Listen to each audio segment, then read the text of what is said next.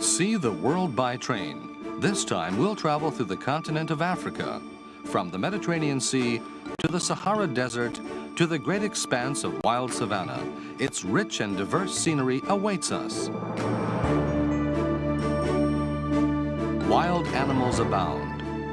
Ruins of ancient history mix with modern and vigorous cities with complex cultural backgrounds.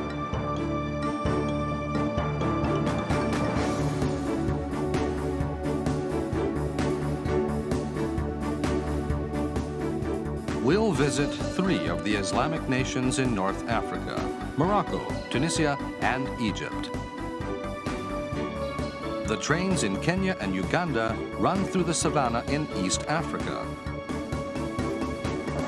This luxurious train of South Africa is also known as a 5-star hotel on wheels.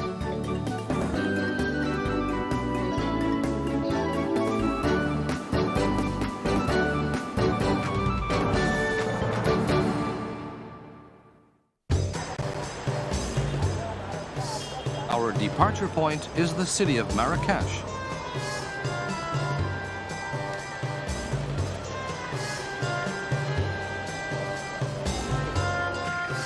This exotic and boisterous city is the epitome of Morocco itself.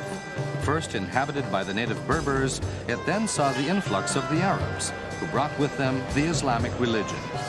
Then came the French. The mixture of different cultures resulted in the fascinating vigor of this city, foretelling the excitement of our journey through the country.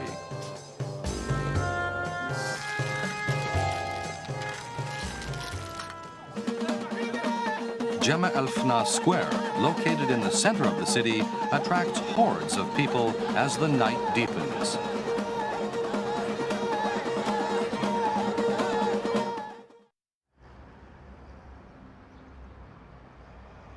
The sun rises, and Marrakesh Station readies itself for the departure of the express train bound for Casablanca.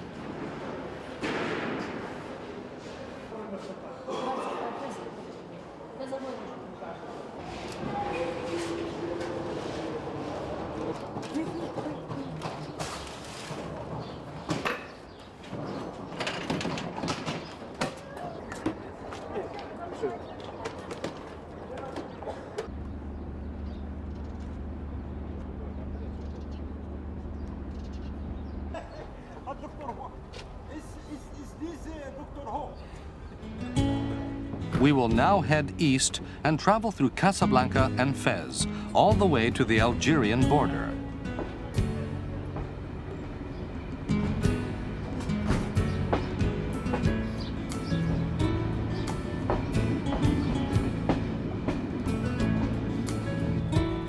The Moroccan Railroad has about 1,200 miles of track in total, more than half of which has been electrified.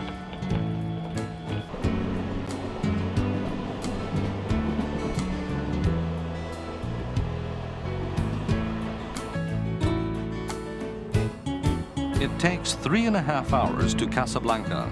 Beyond the windows, the scorched earth of the vast plains extends endlessly. Inside, in the comfort of the first-class compartment, we meet this Berber woman.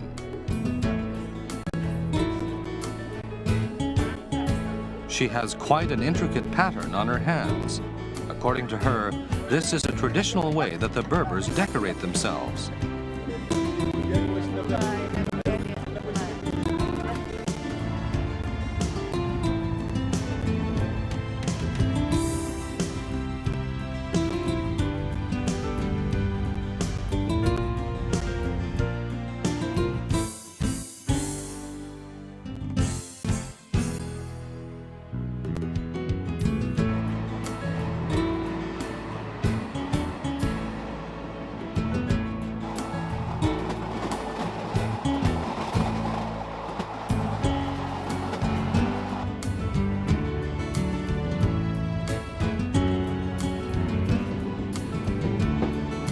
It is past noon when we arrive at Casablanca.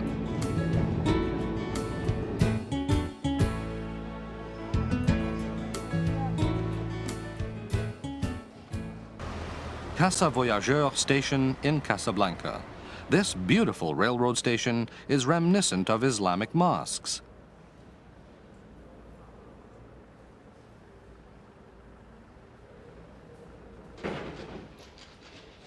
Morocco, being an Islamic nation, even in the middle of a trip, the daily prayer cannot be missed. Off the platform, transient passengers gather and perform the obligatory prayer, only to part with one another at once and for good.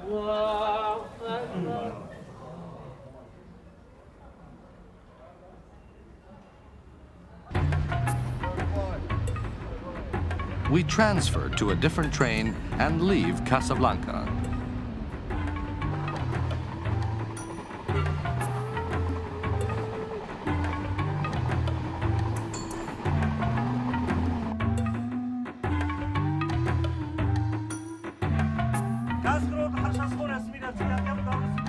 One of the pleasures of traveling by train is the local food vendors bring to you. This traditional bread called harsha is everybody's favorite in Morocco.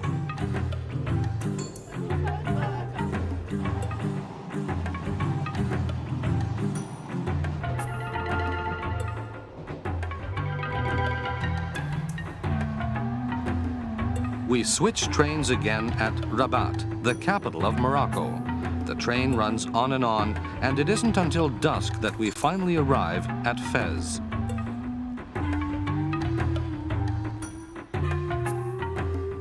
This oldest city in Morocco was established in the year 808. Many Islamic dynasties prospered from that time on, letting the city grow and sprawl little by little. It was thus that Fez came to be the labyrinth it is now, unparalleled in its complexity and mystery. Once beyond this gate, you are in Fez al-Bali, or Old Fez, the world-famous labyrinth inhabited by 300,000 people. Alleys continue to branch off, multiplying themselves interminably, until suddenly they hit a dead end. Don't be too enthralled by the colorful storefronts, or you won't know the way back out.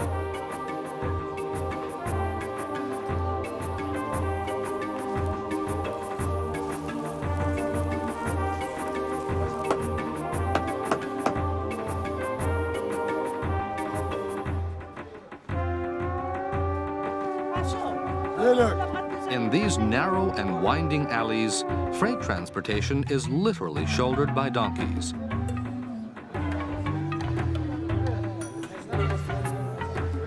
Even this ancient and timeless city is not completely devoid of traffic accidents, apparently.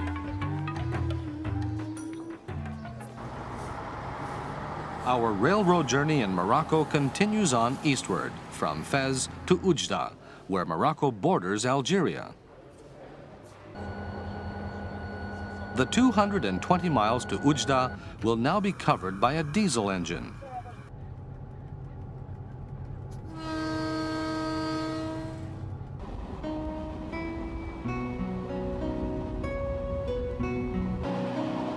The tracks skirt the mountains of Rif on the south side, enabling us to enjoy the undulating, dynamic view through the windows.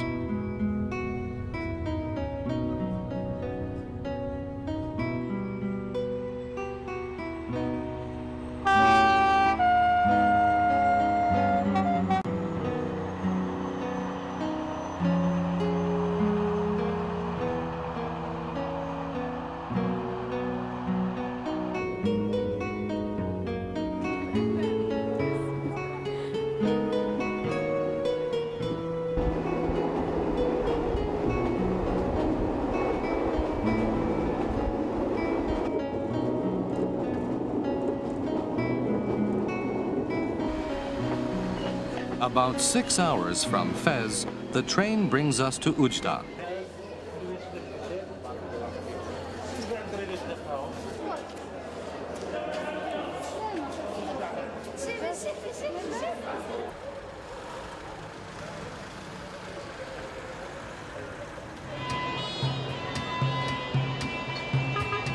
Oujda, meaning the city of fear in Arabic, is a city on the Algerian border, with a population of about 260,000. The area surrounded by brown ramparts is Medina, the old town. Inside the walls, men and women clad in traditional and modern fashion crowd the store-lined streets, filling them with colors.